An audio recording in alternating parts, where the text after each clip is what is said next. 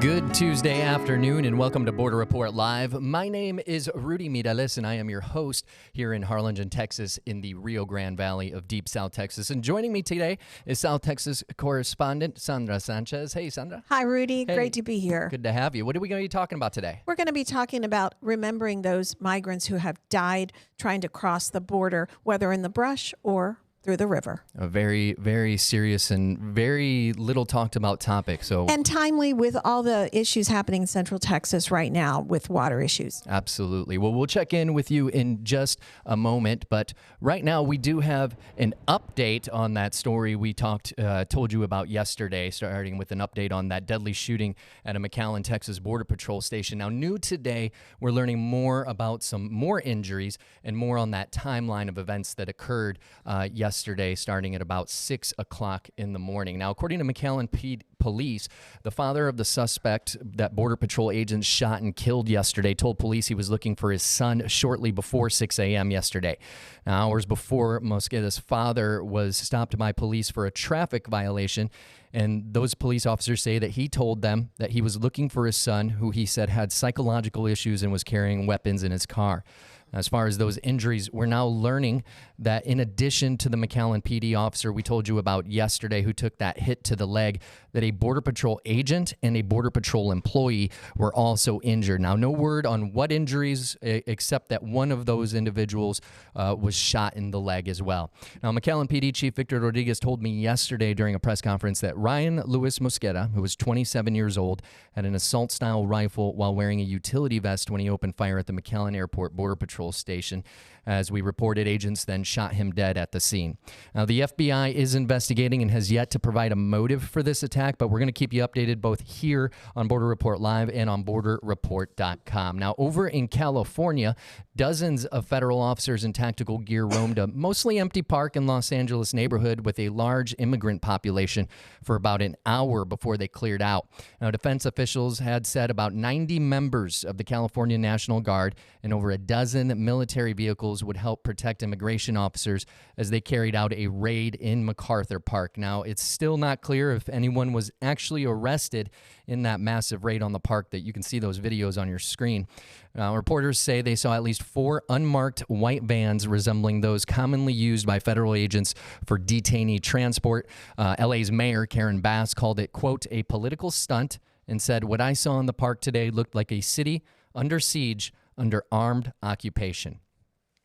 Now, turning now to our subject of the day, it's no secret how dangerous crossing the Rio Grande is for people trying to make their way to our side of the U.S.-Mexico border, especially in the area of Eagle Pass. And I got some numbers for you. You may remember that area was ground zero for Texas Governor Greg Abbott's multi-billion-dollar immigration deterrence initiative known as Operation Lone Star. Well, according to data from Lighthouse Reports, almost 100 people drown in the Rio Grande trying to cross it every year on average. And now that number swelled up to about 150 back in 2022. And joining us today to talk about just that and talk about those folks who died trying to make it to the U.S. is from Border Vigil of Eagle Pass, America Garcia Graywall. Thanks for joining us, America. Thank you. I'm happy to be here. Hi, America. Thanks for being on this show. I'm going to just start with some questions because you and I have met a number of times on the banks of the of the Rio Grande in Eagle Pass. And tell me, last night you all had another one of your monthly vigils that your group holds. I think we have some video with some images of from that vigil. Tell me, what did you do and why do you do this? Well, since 2023, when the buoys were first installed in Maverick County in Eagle Pass, Texas, and the first bodies were found caught in the buoy barrier, we've been meeting on the banks of the Rio Grande River, and we've been putting white flowers into the river to remember those who are lost. Now, you may notice in the photographs that we're actually putting sunflowers in, yellow flowers, and that's because in the last month, in the month of June, there were no sets of human remains that were found, and there were also no bodies that were found in the Rio Grande River. And so we're putting in a sunflower, a symbol of strength and resilience, into the river. And it's also something that'll be echoed in August at the International Day of Friendship on August 16th, Friends Across Borders. We believe that nobody should be forgotten. And every month when we gather on the banks of the Rio Grande to remember the lives that were lost in migration, this is mothers, this is fathers, this is children, we want to remember their stories. Their stories often go untold. And the vigil is a reminder of what is happening, because too often stories like this are forgotten, or people will think that it's, the same person that died, even though they might have been, a great distance apart. And so we are calling for compassion and accountability in our border policies. And you mentioned that yellow flowers may be signaling a little hope. And Rudy mentioned the number of people who have died, about 100. When I've been out there and there have been a number of people who have drowned, it does seem, though, that lately the numbers have decreased. Is that true? Is there a message that's going to the migrants telling them, don't try to cross here, it's dangerous? What is driving the numbers down right now? The reason the numbers are going down is because people can no longer apply for asylum. And people were coming to the border and they were trying to find federal authorities so they could ask for asylum and turn themselves in. The root causes of migration are still very much present. But now that people can no longer apply for asylum, we're actually enriching the cartels. And we're doing so in two ways. One is that the cartels are still very active down in the valley where you are, also in El Paso. And they're ferrying people not just across the river, but to a final point, a final destination. And so we don't see folks in the river as much. Before, we saw people who were crossing on their own, who ran into trouble in the river and drowned. And fewer people are traveling by themselves. Now they're doing point-to-point transportation. But the other situation that's happening is that we've essentially outsourced the issue of dealing with this humanitarian crisis to the cartels, and they are enriching themselves by kidnapping people and forcing people into human slavery and into human trafficking in our South and Central American countries. And so what we see is a humanitarian crisis that shows a lack of empathy on the part of the United States. And there's currently no way for people to apply for asylum in the United States. Let's unpack this a little bit for viewers and people who are listening. So what you're saying is, before, as we would see the images of hundreds of people who would come across the river and readily turn themselves in, they are no longer doing that. So there is more, if they are crossing, it's evasion. And so they are being delivered, you're saying, by the cartels, similar to what's happening in the Rio Grande Valley. They now are, in vehicles driving fast and furious through the northern counties to get past the checkpoint. So what you're saying is they're being transported further distances and through Eagle Pass because they're not turning themselves in. Eagle Pass doesn't have much cartel activity, so I don't believe as much of that is happening here in Maverick County, but it's certainly happening along the border. And that is deadly in itself. We've just celebrated the 3-year anniversary, or we've just recognized the 3-year anniversary of the 53 migrants who were found dead in San Antonio. And unfortunately— In the trailer. Yeah. In the trailer, yes. And when we lose our ability to be compassionate as a nation, we're going to have more and more situations like this happen further away from the border, either here in Texas, in San Antonio. But for example, there were crematoriums that were found in the state of Durango, and it looks like there were as many as 200 people whose remains were disposed there. So we've taken a border issue, moved it away from the border, and taken it into the United States and taken it into Mexico. And we are enriching criminal activity every step of the way. Let's stay there on the border in Eagle Pass. We had Lieutenant Chris Olivares of the Texas DPS recently on our show.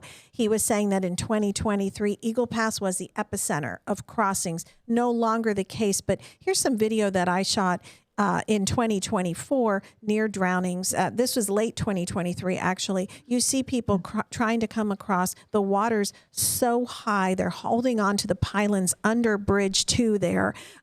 She's almost swept away. Boats try to come to get her, but they can't. The wake is actually making the situation worse. And there's a group of migrants who themselves go in and rescue her. I know you said that recently there was a volunteer who you took to some of the shelters in Piedras Negras, which is the border town in Mexico, right across from Eagle Pass, to warn migrants there of the dangers. Who was that, and what did he or she say? Yes, that was Elias Ortiz Eli from Águilas del Desierto. And oh goodness, 30 years ago, he actually crossed into the United States. And a few years later, his brother and his nephew died while trying to come into the United States. And he spent over $4,000 of his own personal money. And then the people that he paid to search for and find his family members were unable to do anything. So after 5 months of searching, he was actually able to find the remains of his brother and his nephew. And he said nobody should have to pay to find out what happened to their family. Nobody should go without answers the way we did. And so in the 90s, he founded Águilas del Desierto. And one of the things that he's realized after years and years of search and rescue and search and recovery operations in Arizona and New Mexico is that nobody should die. And he and the Águilas del Desierto have actually traveled from northern Mexico all the way down to Honduras, stopping in every single shelter, every single place they found a group of people, of migrants, and they've shared with them what they learned and basically given a prevention talk trying to keep people alive.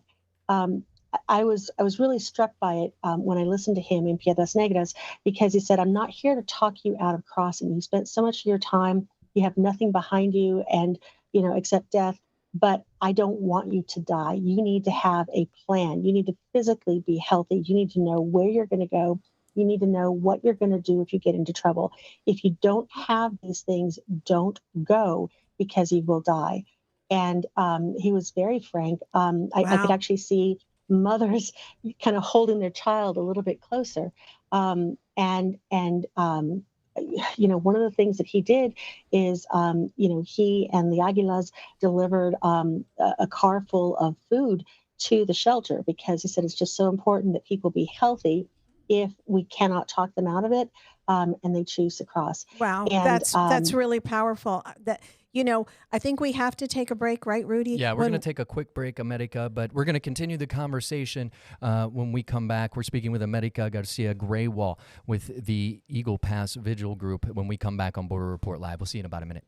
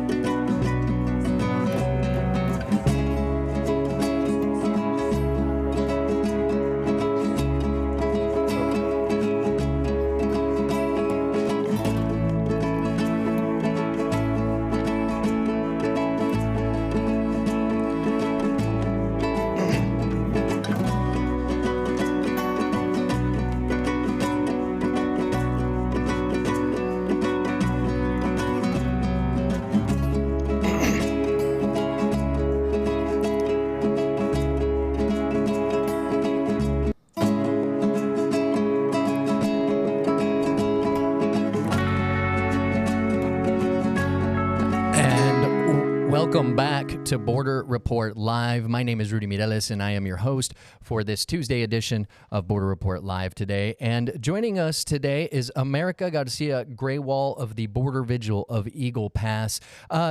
America, I know your group works hand in hand with some of the other groups, including Operation Identification. Tell us a little bit about some of the things that you work with that agency. Yes. So Operation ID is the name of a program of the Texas State University Forensic Anthropology Center, and they've been coming down to Eagle Pass for years now to identify people who are in our community who passed without any identification. And in August of 2024, Dr. Kate Bradley called up and said they're coming down. They had so many bodies and asked, I don't know how we're going to be able to do all this. And so then I asked, can we help you? And she kind of had this, I don't see why not. And then we pulled together 6 volunteers for that very first visit, who then became trained in the different activities of obtaining the biometrics from unidentified persons. And so we helped with note taking, we helped with the photography of the personal effects.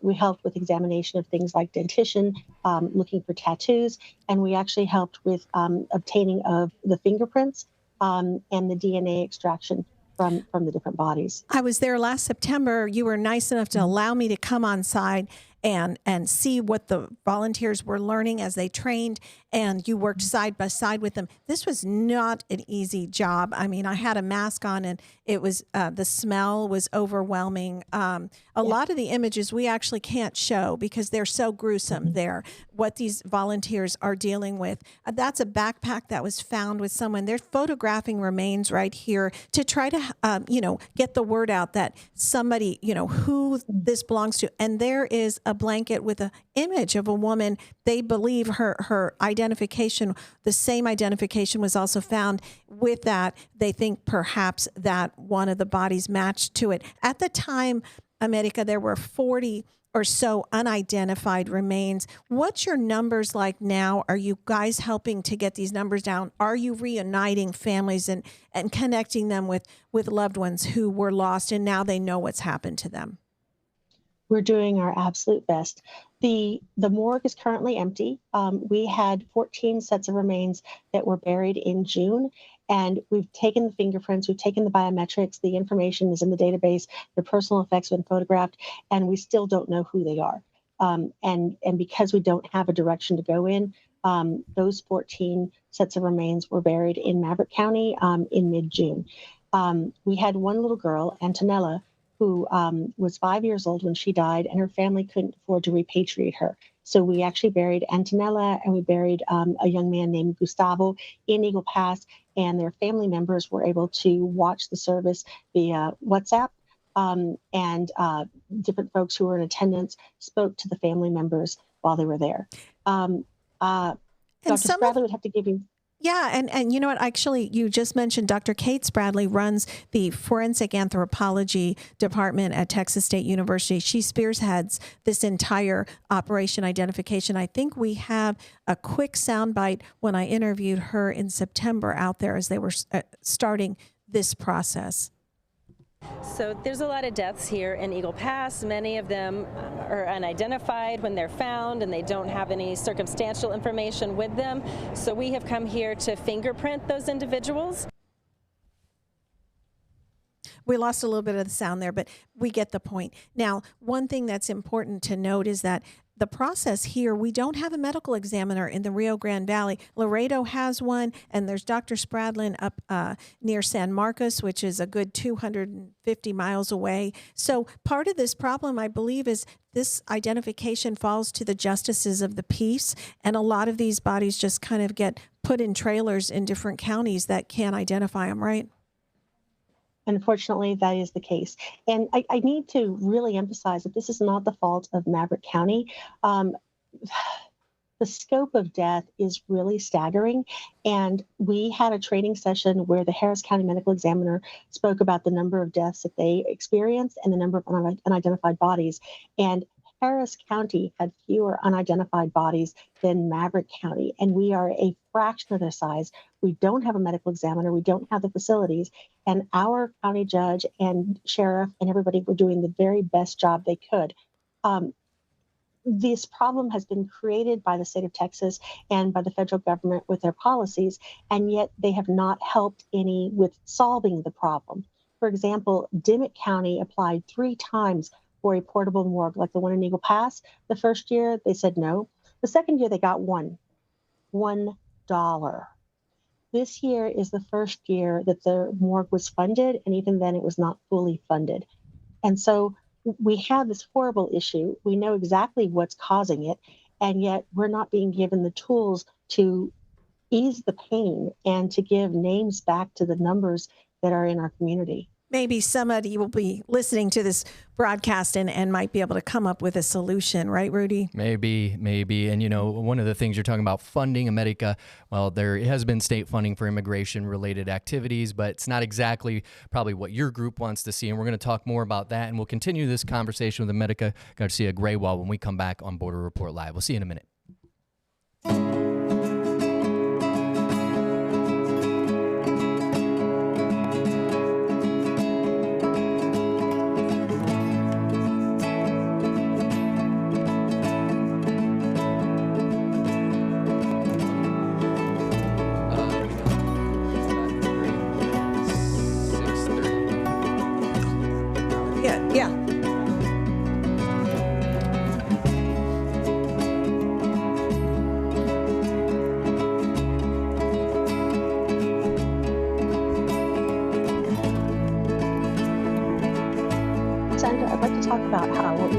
sanctuary park is now something that's being experienced in Los Angeles and across the United States if we have a chance to mention it.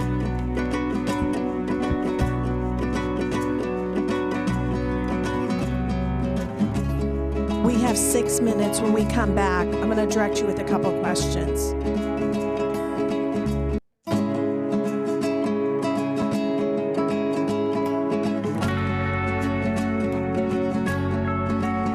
And welcome back to Border Report Live, the Tuesday edition. And we are speaking with America Garcia Graywall. Let me switch that back there. America Garcia Graywall.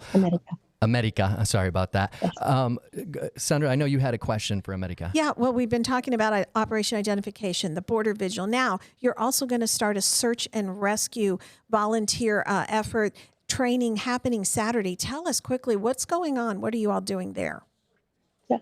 Another time I was speaking with Kate Bradley, and I commented on how all of the bodies were drowning deaths and Maverick County didn't have deaths of exposure. And almost in stereo, the anthropologist said, because you haven't looked. And that was late in 2024. Since then, I've been trying to find the expertise and the skills that we need to set up search and recovery missions here in Maverick County. I met with Águilas del Desierto in March, and they came down for a site visit in June. We pulled them together. We had 21 volunteers. And we're slowly picking up the skills that we need and the equipment that we need to go into parts of Maverick County that have open missing person cases.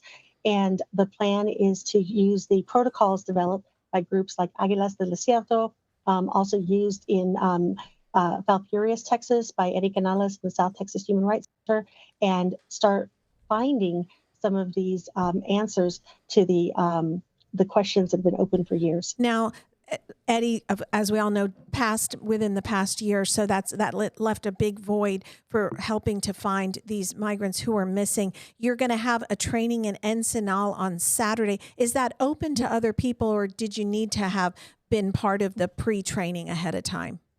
It is open to other people, and we welcome them. Folks can reach out to me, bordervigil@gmail.com, and I can get them the details they need. They should come in Friday night because we'll be starting at the crack of dawn on Saturday morning, and we're going to be out in the field as long as weather allows us to. And Ensenal is about northeast of Laredo. Yes, about 35 miles northeast of Laredo. Okay, very, very desolate country out there. Going back to Eagle Pass for a moment, you all have had the controversial border buoys put in the middle of the Rio Grande, and 1,000-foot border buoy. This is some video I shot about a year ago at a cost of $1 million. But I understand that the buoys are now longer. Did Governor Abbott increase the size there? Yes, that particular stretch that you see has doubled in size. It's now 2,000 feet long. And they also took heavy machinery into the water and they washed the buoys. The buoys had a lot of trees and other things that accumulated in them.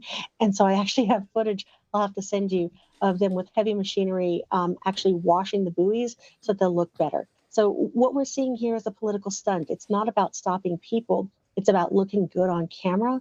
And I think that's what's going on in Los Angeles as well. So it's not about actually fixing a problem.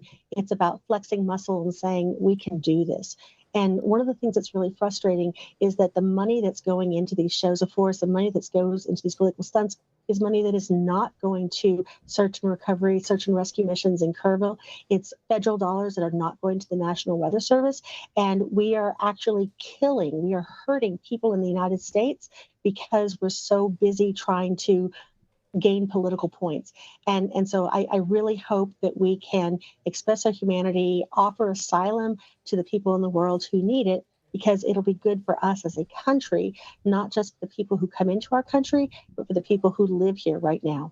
We just have a couple minutes left, America. Talk to us as a community how the border buoys have affected you, because I don't know if you're aware, but just last week it was announced that almost a 20-mile-long water barrier will be put in the Rio Grande here off Cameron County. I'm here in Harlingen right now. So from Brownsville to the tip of near the Gulf, where the Gulf meets. How has that affected the environment, the community? Do you have access to the Rio Grande? And what are your thoughts on it? Eagle Pass does not have any public access to the Rio Grande River at all. Shelley Park was the only public boat ramp, and that's completely unavailable. And even some unofficial boat ramps, areas that we used to go down to, have concertina wire over them, and we don't have access to them. The buoys themselves, the 2,000 feet that are in Maverick County, are actually not visible from the city of Eagle Pass, and they're off of private property. So they don't affect the community itself, but they do have an effect on the impact. They're in a shallow part of the river, and they serve as large boulders. And so what they actually do is speed up the river on one side and slow it down on the other side. Essentially, they're building an island around themselves because of the way they're in the river, and it's hollowing out soil from the Mexican side of the river and depositing that soil onto the United States side of the river, which of course is violation of the treaties that we have that said that neither country will do anything to alter the flow of the river or the riverbed itself. I was there and they watched them. They actually moved the buoys closer to the U.S. side because they had been in the middle of the river. I'm getting a symbol from Rudy. We have less than a minute left. But there have been some studies that have also shown potential environmental impact from having the buoys, and I think you have also been part of that. Well, you know, here the Rio Grande is very deep. We actually have warnings. We have placards put up.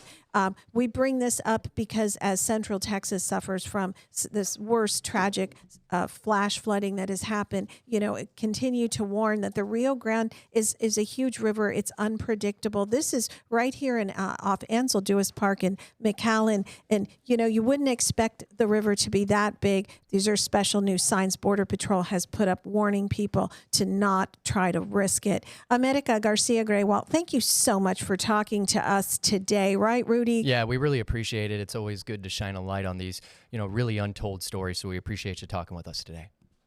Thank you for having me. Thank you so much. And thank you, Sandra, of course. And thank you at home for watching Border Report Live today. If you'd like to see the other stories Sandra and the rest of our team of award-winning border journalists are working on, or watch this episode or any other episode of Border Report Live again, you can visit borderreport.com. Until tomorrow, my name is Rudy Mireles from the Rio Grande Valley in Texas.